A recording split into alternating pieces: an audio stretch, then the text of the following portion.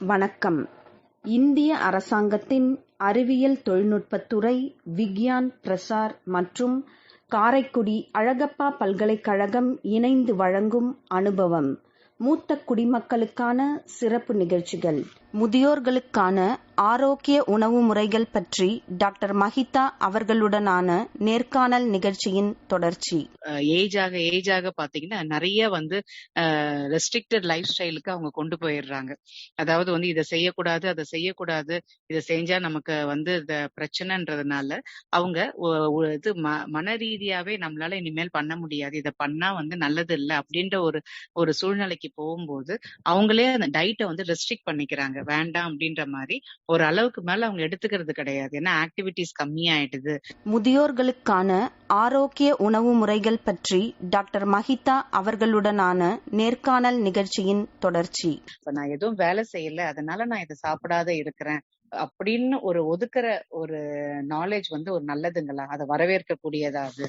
வயசாகும் போது ரொம்ப நம்ம உடல் உழைப்பு இல்லைன்னா நம்ம மாவு பொருள் எல்லாம் கம்மி பண்ணிக்கலாம். மாவு பொருள், கொழுப்பு சத்தை கம்மி பண்ணிட்டு புரதம், காய்கறி, பழங்கள் இதெல்லாம் கொஞ்சம் அதிகமா எடுத்துக்கலாம். அதெல்லாம் இந்த காய்கறி நிலத்துக்கு மேல விளைக்க காய்கறி எல்லாம் நீங்க எவ்வளவு எடுத்துக்கிட்டாலுமே உங்களுக்கு வெயிட் போடாது, ரொம்ப ஹெவியா சாப்பிட்ட மாதிரி இருக்காது. இந்த நீர் காய்கள் அந்த மாதிரி எல்லாம் சொல்லுவோம். அந்த மாதிரி வெஜிடபிள்ஸ், ஃப்ரூட்ஸ் இதெல்லாம் நிறைய எடுத்துக்கிட்டு கொஞ்சம் மாவு பொருளை கம்மியா, சின்ன வயசுல நம்ம 4 இட்லி சாப்பிட்டோம்னா இப்போ ஒரு 2 இட்லியா குறைச்சிக்கிட்டு கூட கொஞ்சம் காயோ இல்ல ஒரு பழமோ எடுத்துக்கிறது, இல்ல ஒரு 2 இட்லி ஒரு முட்டை சாப்பிடுறது, இந்த மாதிரி அவங்களோட உணவு முறையை மாத்திக்கலாம். அப்ப அவங்க அதிகமா சாப்பிடுற மாதிரியும் தோணாது. அவங்க அவங்களுக்கு தேவையான ஊட்டச்சத்துக்களும் கிடைக்கும். அதே மாதிரி உங்களால நடக்க முடியும், ஏதாவது ஒரு ஆக்டிவிட்டி பண்ண முடியும்னா நம்ம கடைசி வரைக்கும் ஏதாவது ஒண்ணு பண்ணிட்டு இருக்கிறது நல்லது. இப்ப காலெல்லாம் நம்ம நடக்கலன்னா நம்மளோட சதைகள்லாம் வலுவிழந்துரும். நம்ம ஏதாவது ஒரு எக்ஸசைஸ் பண்ணிக்கிட்டே இருந்தாதான் நம்மளோட எலும்புகளும் சதையும் ஆரோக்கியமா இருக்கும். அதனால அட் மினிமம் ஒரு உடற்பயிற்சியா, ஒரு வாக்கிங் நடைப்பயிற்சியாவது காலையில 1/2 மணி நேரம், மாலையில 1/2 மணி நேரம் பண்றது வெளியில போக முடியலனாலும் வீட்டுக்குள்ளேயே அவங்க பண்றது அவங்கள மைண்ட் அவங்கள ரிலாக்ஸ்டா வச்சுக்கும். அவங்களுக்கு அது நல்லதும் கூட. ஓகே. அப்ப உடற்பயிற்சியும் சேர்த்து பண்ணா இப்ப நீங்க சொல்ற மாதிரி, அதாவது இப்ப நீங்க கொஞ்சம் காலையில உணவு அதிகமா எடுத்துக்கிறோம், இப்ப மாவு பொருள் அதிகமா எடுத்துக்கிறோம்னா அதை கம்மிப்படுத்திக்கிட்டு அதை ஈடுகட்டுற அளவு வகையில நம்ம காய்கறிகளையும் பழங்களையும் சேர்த்துக்கணும்னு சொல்றீங்க. அப்படிதானே மேடம்? அது கூடவே கொஞ்சம் உடற்பயிற்சியும் இருக்கணும். அப்ப அந்த உடற்பயிற்சி இப்ப உதாரணமாக ஒரு ஆர்த்ரைட்டிஸ் பேஷண்ட் இருக்காங்க, மூட்டு வலி பிரச்சனை இருக்கவங்க, நடக்க முடியல அப்படின்றாங்க. அப்ப அவங்களுக்கு எல்லாம் என்ன மேடம் ரெக்டிபிகேஷன் இதுல இருந்து ஏன்னா அவங்க எடுத்து அவங்க எழுந்து, அதாவது ஒரு 5 நிமிஷம் இங்க இருந்து அந்த ரூமுக்கு போறதுக்கு, ஹால்ல இருந்து ரூமுக்கு போறதுக்கு, இந்த மாதிரி ஒரு மனநிலையிலேயே தான் அவங்க பழகிக்கிறாங்க. அப்படி இருக்கும்போது இப்ப அவங்களுக்கு இப்ப நீங்க சொல்றீங்க இப்ப எக்ஸசைஸ் பண்ணும்போது பாத்தீங்கன்னா அந்த நம்ம காலோட அதுல இருக்கிற தசைகள் எல்லாமே வளரும், அது புதுப்பிக்கும்னு சொல்றீங்க. சோ அதெல்லாம் அவங்களுக்கு இன்னுமே அந்த ஆர்த்ரைட்டிஸ் ப்ராப்ளம் இன்னுமே அது அதிகப்படுத்தும் இல்லையா? இவங்க கம்மியா இவங்களோட வாக்கிங் ரெஸ்ட்ரிக்ஷன் கம்மியாயிடுச்சு அப்படின்னு சொல்லும் போது அவங்க இன்னுமே அந்த நோய்க்கு தள்ளப்படுவாங்க இல்லைங்களா? ஆமா, அவங்களுக்குமே அவங்களுக்கு தகுந்த மாதிரியான உடற்பயிற்சிகள் இருக்கு.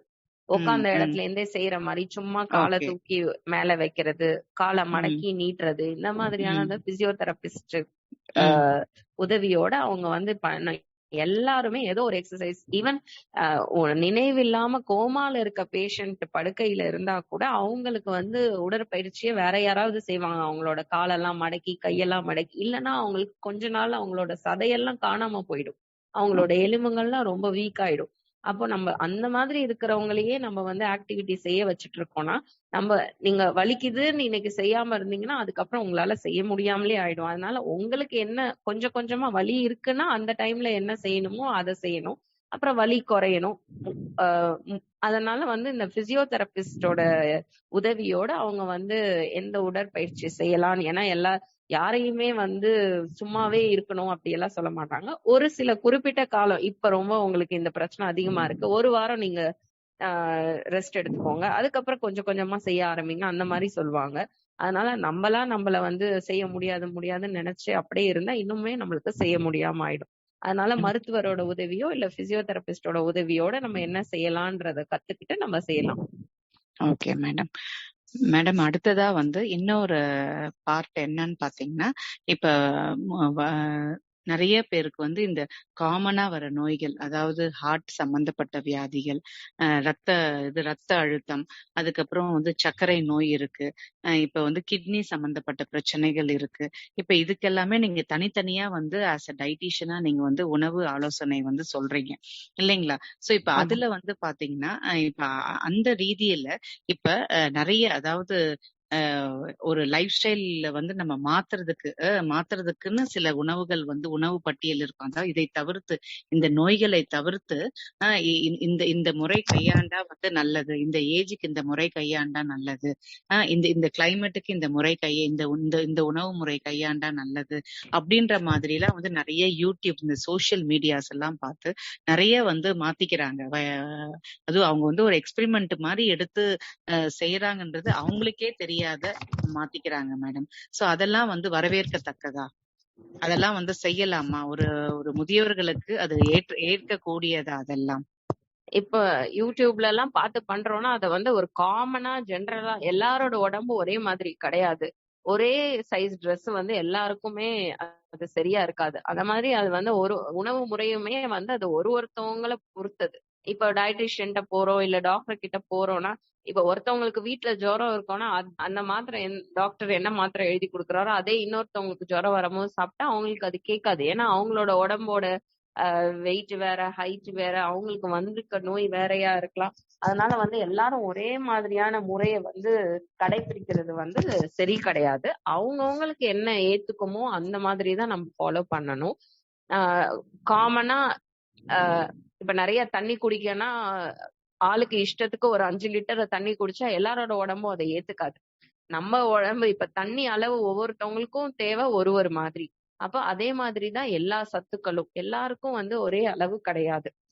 அப்ப நம்ம வந்து நம்மளோட உடம்புக்கு எந்த அளவு தேவையோ அந்த மாதிரி பண்றதுதான் நல்லது. ஓகே. இப்ப உதாரணமாக அதை தொடர்ந்து இந்த இந்த ஒரு கொஸ்டின் மேடம்.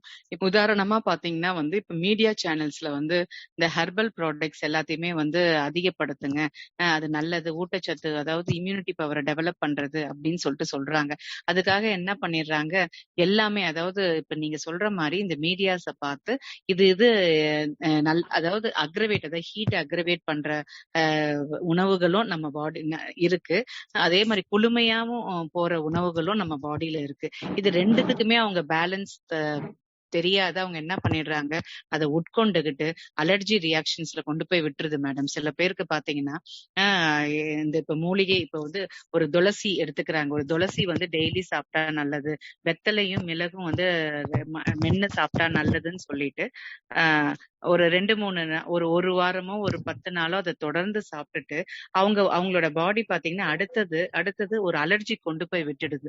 இப்ப அதெல்லாம் வந்து உண்மையா இல்ல அதாவது அவங்கவுங்க உடம்ப பொறுத்ததா? ஆமா. இப்ப கஷாயமே வந்து நம்ம டெய்லி அதை சாப்பிட்டுட்டே இருந்தோம்னா உடம்பு சூடாயிடுது, நிறைய புண்ணு வந்துடுதுன்னு சொல்றாங்க.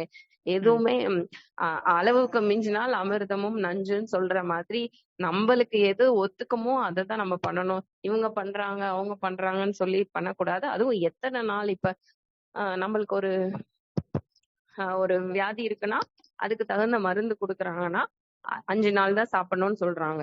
ஏன், அது மருந்து தானே, அதை வாழ்க்கை பூரா சாப்பிட்டா நம்மளுக்கு வேற எந்த நோயும் வராதுன்னு அவங்க சொல்லலாமே, அப்படி சொல்றது கிடையாது.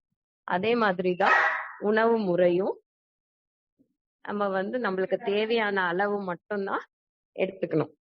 Okay ma'am.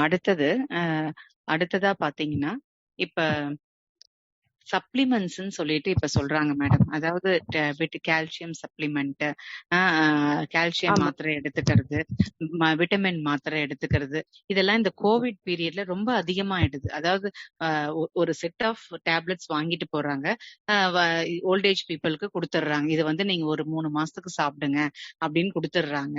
சில சில சில அதுல இருக்கிற ஃபேமிலி மெம்பர்ஸ்க்கு வந்து இதே நீங்க கொஞ்ச நாளைக்கு சாப்பிடுங்க அப்படின்றாங்க. அப்ப அந்த சப்ளிமெண்ட்ஸ் அப்படின்றது இப்ப ஃபுட் சப்ளிமெண்ட்ஸ் மாதிரி இப்ப டேப்லெட்டும் சப்ளிமெண்டா அவங்க சாப்பிடலாமா? அது வந்து அவங்களோட உடலுக்கு அது ஏத்ததா? ஏன்னா இப்ப நிறைய இப்ப கால்சியம் சப்ளிமெண்ட்ன்றது காமனா பாத்தீங்கன்னா இப்ப 100ல ஒரு ஒரு 40 பேர் சாப்பிடுறாங்க மேடம். ஒரு சர்வேல கூட சொல்லியிருந்தாங்க. ஒரு வயசானவங்க எனக்கு ஆர்த்ரைட்டிஸ் ப்ராப்ளம் வரக்கூடாது, எலும்பு நோய், அது அந்த எலும்புரிக்கு நோய் வரக்கூடாது, எலும்பு தேய்வு இருக்கக்கூடாது, இந்த மாதிரி எல்லாம் சொல்லிட்டு நிறைய ஒரு அதாவது இப்ப ரீசெண்டா வந்து சொல்லியிருக்காங்க 100ல 40 பேர் வந்து அந்த மாதிரி சப்ளிமெண்ட்ஸ் எடுத்துக்கிறாங்கன்னு. அது வந்து நல்லதுங்கல்ல. அதனால வந்து சில பிரச்சனைகள் ஏற்படும். அதுவும் அவங்களுக்கு தெரியுது. அதையும் மீறி வந்து அவங்க உடம்புக்கு அந்த அந்த டைமுக்கு அவங்களுக்கு இது திருப்தியா இருக்குன்றதுனால அதெல்லாம் எடுத்துக்கிறாங்க. அதெல்லாம் நல்லதா மேடம்? கண்டிப்பா வந்து இந்த சப்ளிமெண்ட்ஸ வந்து தானா எடுத்துக்கவே கூடாது. ஏன்னா இப்ப கால்சியம் சப்ளிமெண்ட்ஸ் ஒருத்தவங்க சாப்பிடுறாங்கன்னா வந்து நிறைய தண்ணி குடிக்கணும். இல்லைன்னா அது வந்து சிறுநீரகத்துல வந்து கல்லு வந்துடும். அதே மாதிரிதான் எல்லா சப்ளிமெண்ட்ஸும் நம்மளுக்கு. இப்போ உதாரணத்துக்கு ஒரு ஊட்டச்சத்து வந்து 100 மில்லிகிராம் அளவு தேவைன்னா நம்ம வந்து ஒரு உணவு முறை மூலியமா அதை எடுத்துக்கணும்னா உடம்புக்கு தெரியும் எது அதிகம் எது கம்மின்னு. நம்மளுக்கு அதிகமா இருக்கிறத வந்து அது வெளியேற்றும். இதுவே ஒரு மருந்து மூலியமாவோ ஊசி மூலியமா எடுத்துக்கிட்டோம்னா உடம்புக்கு வந்து அது ஒரு கஷ்டம். அதுக்கு வந்து அது நேச்சுரலான வழி கிடையாது. அப்போ அதுக்கு தெரியாது இவ்வளோ அதிகமானா என்ன பண்றதுன்னு. அதனாலதான் நம்மளுக்கு நிறைய தொந்தரவுகள் வருது. இப்ப கால்சியம் சப்ளிமெண்ட் எடுத்துக்கிட்டோம்னா அதிகமா டாக்டர் சொல்லாம நம்மளுக்கு தேவையில்லாத அளவு இருந்ததுன்னா அது வந்து கிட்னில ஸ்டோனா ஃபார்ம் ஆயிடும். அப்ப அது இன்னும் பெரிய பிரச்சனை ஆயிடும். அதே மாதிரிதான் எல்லா சப்ளிமெண்ட்ஸும் நம்மளுக்கு எப்ப தேவையோ அப்ப மட்டும்தான் நம்ம எடுத்துக்கணும். அதிகமாவும் எடுத்துக்க கூடாது, அதிகமான நாட்களுக்கும் எடுத்துக்க கூடாது. Okay madam. மேம், அடுத்ததா இறுதியான ஒரு கேள்வி ஒண்ணு. இப்ப வந்து ஒரு ஆரோக்கியமான ஒரு வாழ்க்கைக்கு வந்து முதியோர்களுக்கு நீங்க என்ன சொல்ல விரும்புறீங்க? அதாவது இந்த காலகட்டத்துக்கு வந்து உணவு முறை, உடற்பயிற்சி எல்லாம் சேர்த்து ஒரு அவங்களுக்கு வந்து ஒரு இருக்கிற வரைக்கும் ஒரு ஆரோக்கியமான வாழ்க்கைய அவங்க வாழ்ந்துட்டு போகணும். அது முதியோர்களுக்கு மட்டும் இல்ல மேம், அதை நோக்கி பயணம் செய்யற ஒரு 50 வயசுக்கு மேல இருக்கிறவங்களுக்கும் உங்களோட கருத்து என்ன மேடம்? எல்லாருக்கும் ஒரு 8 மணி நேர தூக்கம் வந்து அவசியம். அது வந்து இரவுல தான் இருக்கணும். இரவு 10 மணில இருந்து காலை 6 மணி வரைக்கும் தூங்குறது தான் நல்லதுன்னு. இரவு தூங்கலன்னு சொல்லிட்டு அவங்க பகல்ல ஃபுல்லா தூங்குனாங்களாலும் அத உடம்பு வந்து நல்ல தூக்கமா ஏத்துக்காது.